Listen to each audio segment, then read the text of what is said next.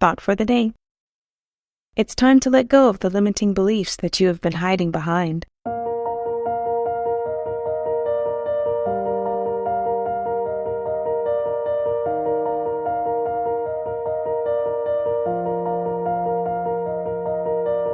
Welcome to 7 Minutes for Yourself. I'm Christina, and I'm so glad you've joined me for what I believe will be 7 of the most enriching minutes of your day. Let's take this time to reconnect with ourselves and improve our well-being. In today's episode of 7 Minutes for Yourself, we talk about unleashing the power of an abundance mindset to create our ideal reality. Have a listen. Now, the scarcity mentality begins initially when we talk about desire.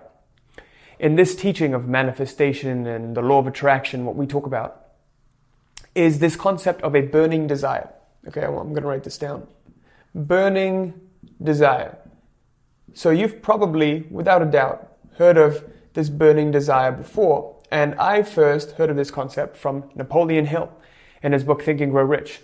And he said, you must have a burning desire in order to achieve your goals. So I had this burning desire and I was trying to cultivate this burning desire every single day. But then what I realized was when I had this burning desire, what was happening was I was telling myself, I'm not good enough for this, so I should want it. And if I wanted it, then I will someday I will be good enough for that money that I want, for that business that I want to get, for that girl that I want to bring into my life. I will be good enough for her. One day I will be good enough. When I kept telling myself that, it always kept delaying it, right? It always put a separation between me and the self that I wanted to become. And because of that, there was always that gap. I was constantly reinforcing that gap, and that became my reality. So most people live in this burning desire state of where they like to fantasize about their goals because they can't allow themselves to have their goals right now. I was faced with this reality when I graduated college and I had a job offer lined up for me, and it was a cushy, comfy $60,000 a year job. And I exercised the abundance mindset when I told myself, hey, wait, this is a great job offer and it would give me money and I would need money right now, right? I would love to have money right now, but do I want to sell my soul for it? So I decided to not settle for the job, but fully commit to my business, which at the time was basically making $0 to $3K a month, right? And because I did that, because I didn't settle, I established to myself abundance. I'm actually worthy of much more. I'm contributing to this. I'm delaying gratification to achieve something else, something much greater, because I'm worthy, right? That's how you enter the abundance mindset, by not settling, by refusing to settle.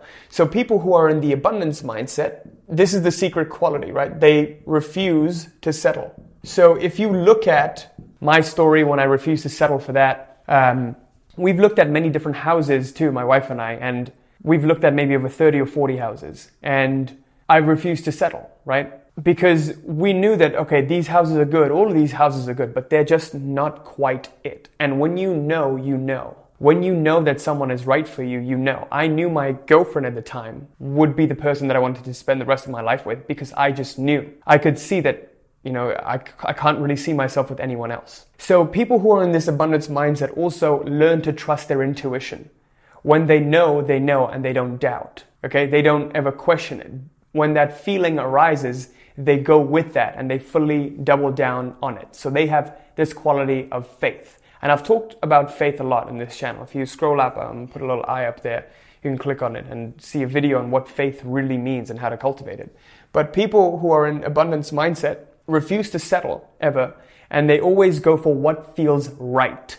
Okay? Logically, it must make sense, and within you, it must feel 100% right. And only then do you fully commit. So someone in the scarcity mindset who has this burning desire for something, they crave something because they've been lacking it their whole lives. Let's say it's money, right? What they do is they place money in the center of their lives. Their whole lives revolve around money. And then they have the other areas of their lives like health, relationship, themselves, and their personal development, their spiritual journey, all of that.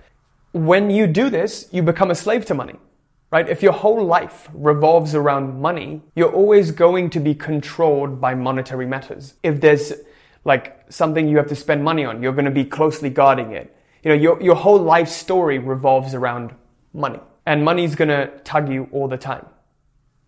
And when we fall slave to something, it controls us. Whatever we hear about money, anything negative, we become quickly closed off. Whenever we hear like an opportunity to get money, we quickly drop everything and chase money, right?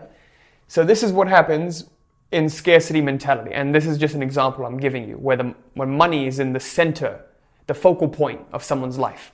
On the other hand, if you're an abundance mindset, what happens is now money is no longer in the center. Guess what actually is in the center right now? And I hope you can see this. What's in the center right now is the self, is me. Okay, myself and my personal growth. And everything else, the relationships, the money, the business, the health, all of those other things become a supplement to help you grow in your spiritual journey. When you double down on yourself, you tap into this abundance mindset. Quite simply so. When you double down on money, or you double down on partner and women and men and, fitness, then that thing starts to control and run your life. You become a slave to that thing. But when you become a slave to yourself, you're basically doubling down on yourself, right? It's like you're inverting it. And in that way, it starts to positively affect other areas of your life, because you know your own worth, right? Your worth isn't determined by money. It isn't determined by the women you're dating or the men you're dating. It's determined by what you say it is. And this is the secret to entering abundance mindset.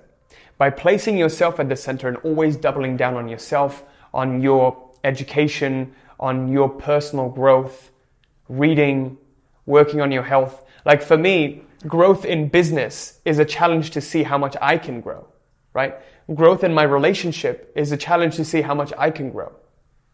So this is my own personal journey, and everything else is actually helping me grow. I'm learning a lot of lessons from those, right? So business is not the center, relationship is not the center, health is not the center. All of those things could go away, but I would still be fine. And from that, we can come and boil everything down to one fundamental truth. When you can be fulfilled by nothing, that's when you have the potential to have anything. That concludes today's episode of 7 Minutes for Yourself. Please take a moment to rate and review the show on Apple Podcasts. Today and every day with your kiddo is a gift. Enjoy it. Thanks for tuning in.